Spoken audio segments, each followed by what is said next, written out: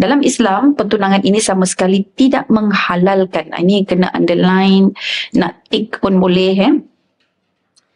Tidak menghalalkan hubungan di antara pasangan yang bertunang. Jadi lepas dia bertunang, dia pula nak keluar, konon nak beli barang itulah, barang ini persediaan untuk perkahwinan.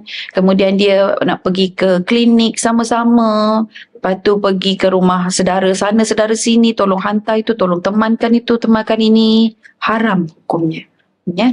Pertunangan bukan satu tiket yang membenarkan dua insan itu keluar untuk bersama-sama. Ia hanya semata-mata perjanjian untuk berkahwin, bukannya sudah berkahwin. Ya, okey. Oleh itu, hubungan pertunangan antara lelaki dan perempuan masih lagi dikira sebagai hubungan orang asing. Dan batasannya perlu dijaga. Jadi dia masih asing, cuma dia booking je. Dan booking tu belum tentu dia confirm. Pasangan bertunang sama sekali tidak dibenarkan berdua-duaan mahupun bermusafir bersama-sama